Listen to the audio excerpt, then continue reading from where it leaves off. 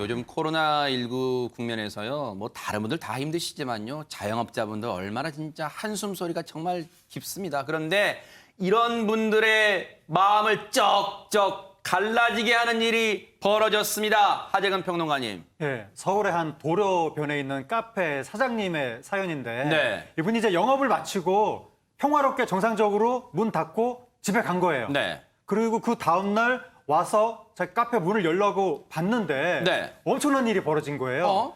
카페 옆에 통유리 창이 있었는데 가로 3m, 3.5m, 세로 2.2m 대형 강화유리 창문이 있었는데 아이고. 그게 저렇게 산산조각 마치 날 것처럼 네. 전체적으로 금이가 있는 금이 쩍쩍 가 있네요, 진짜. 그 전날까지 멀쩡했었는데 어허. 하룻밤 사이에 저런 일이 벌어진 겁니다. 네. 그리고 지금 여기에는 뭔가 동그란 물체에 의해서 이 훼손된 것처럼 뭔가 구멍이 뚫려 있고 미세한 구멍이 뚫려 있고 그 충격하신지 모르겠지만요. 보세요. 강화유리 전체에 금이 마치 이 가뭄의 논바닥처럼 쩍쩍쩍 금이 가 있습니다. 안진용 기자님. 도대체 밤사이에 무슨 일이 있었는지 다들 궁금할 거 아니에요? 네. 불과 이틀 전에 있었던 일인데요. 그래서 CCTV 영상을 확인을 해봤습니다. 네. 그런데 CCTV를 봐도요. 처음에는 이 카페 앞 도로에 차량들이 지나가는 모습이 저렇게 그냥 보입니다. 그런데 잠시 후에 갑자기 보면은 저렇게 유리창에 금이 가기 시작을 합니다. 근데 정확히 아직까지 이 장면만 보더라도 무슨 일이 있었는지 정확히 알기는 어려운 상황입니다. 근데 지금 옆에 가게 옆에 무슨 지나가는 행인이 있거나 그러지 않고 갑자기 뭔가 진짜 귀신에 홀린 듯 강화유리가 지금 여러분 강화유리가 그냥 손으로 퉁퉁 두를 때 손이 아플 정도로 두껍잖아요. 그런데 갑자기 강화유리가 저렇게 금이 쩍 갑니다. 정말 영상으로는 대체 무슨 일이 밤에 있었던 거지 모르겠잖아요. 자, 관련해서 피해 업주분, 카페 업주분 얘기 한번 들어보시고 이어가 보도록 하겠습니다.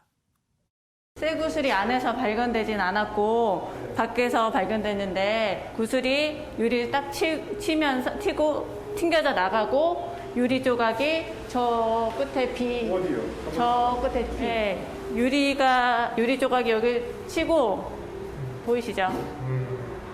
치고 여기로 튕겨져 나와서 여기에서 여기에 있었어요. 유리 조각이 요만한 게.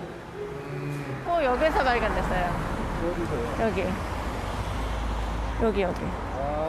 여기 홈에서 발견됐거든요. 이게 강화유리고 썬팅지 필름이 붙어 있다 보니까 유리가 깨지지 않고 이제 갈라지면서 구슬은 더 커요. 이 구멍보다. 그러니까 여기를 치고 제가 보기엔 그 압력으로 유리가 깨지면서 파편이 쭉 날아간 것 같아요. 저 강화유리의 두께가 구체적으로 어느 정도인지는 가늠하기 어렵습니다. 우리가 흔히 보는 강화유리는요, 여러분 상당한 일반 유리하고는 다릅니다. 그런데 저 강화유리가 보세요. 저 강화유리를 뚫고 갈 정도의 압력과 세기였단 말이에요. 박성배 변호사님. 이 유리창에는 7mm 크기의 구멍이 뚫려 있고요. 유리를 파손하다 보니 유리 파편이 반대쪽 벽에까지 튀었습니다. 그 안에 사람이 있었다면 네. 큰 부상을 입을 만한 위험천만한 상황이었습니다. 아하. 카페 바로 앞 도로가에 이 유리를 파손한 것으로 추정되는 쇠구슬이 발견되는데 이 쇠구슬의 크기가 1cm였습니다. 허허.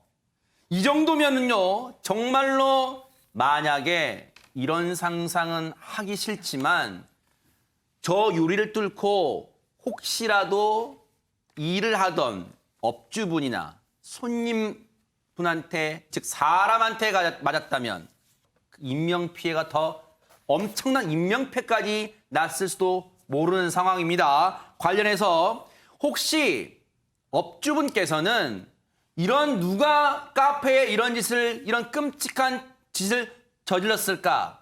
혹시 추정해 볼 수 있을까? 저희가 한번 여쭤봤습니다. 얘기 한번 들어보시고 이어가 보도록 하겠습니다.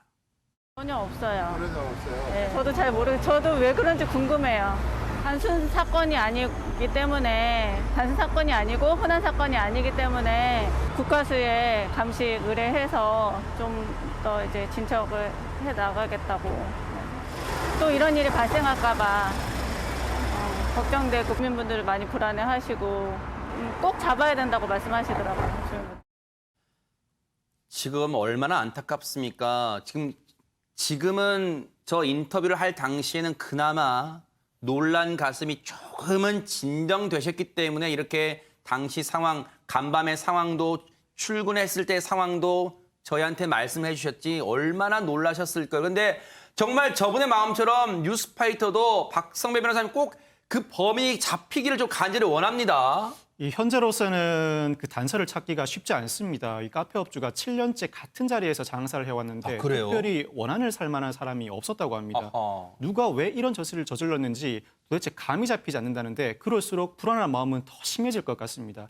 한때는 사고 당시에 유리창과 마주보던 도로에 택시가 지나가는 모습이 포착되면서 택시 탑승자를 용의자로 추정하기도 했지만 경찰은 이 사건과는 무관하다고 확인해줬다고 합니다. 하하.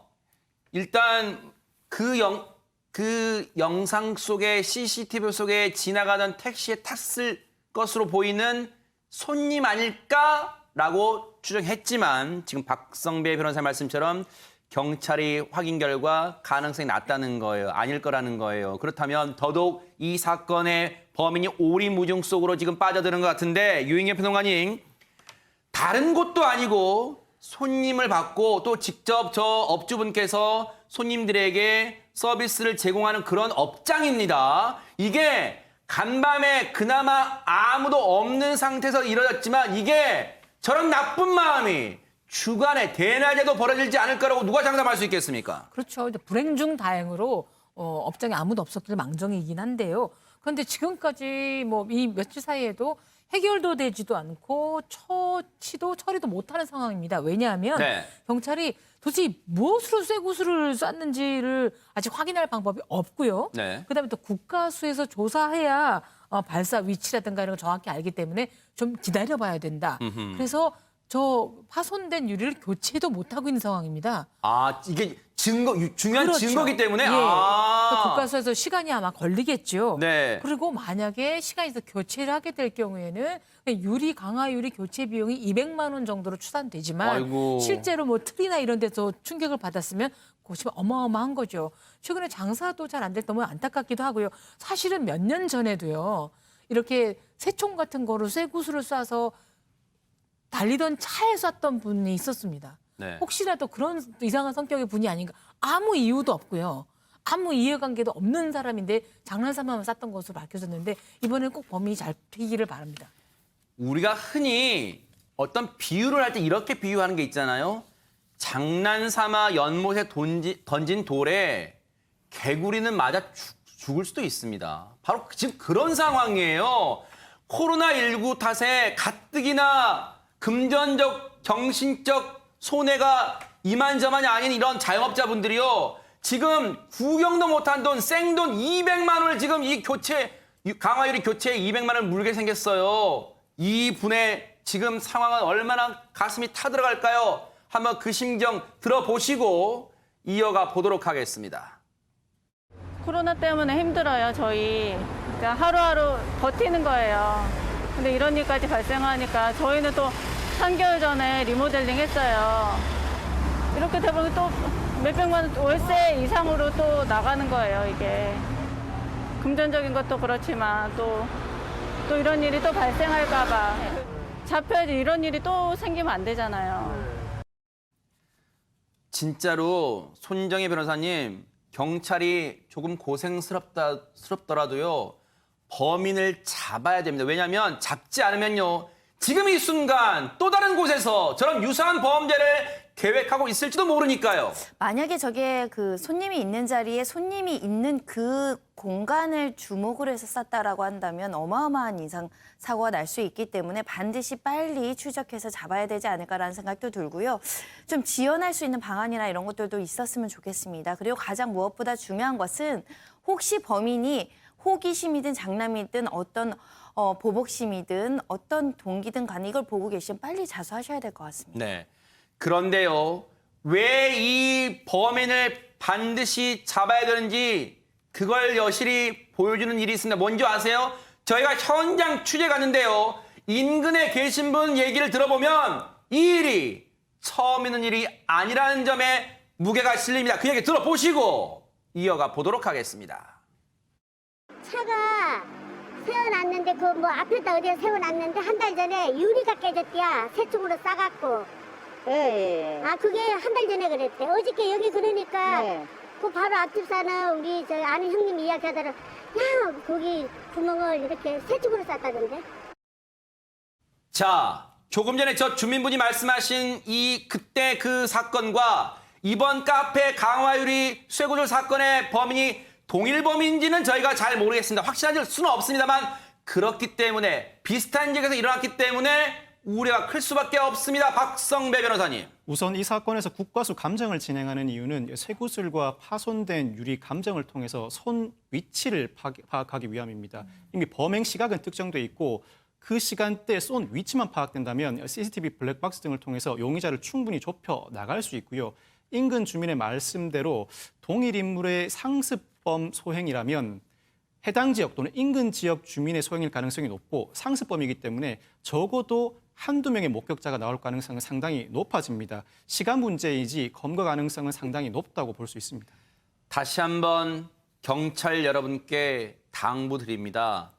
살인, 강도 같은 강력 사건에 준하는 그런 심정으로 저 범인을 반드시 검거해 주세요. 왜? 저 지역 주민분들의 불안감은 이루 말할 수가 없을 거 아닙니까? 반드시 검거됐다는 소식이 들려오기를 기대해 보도록 하겠습니다.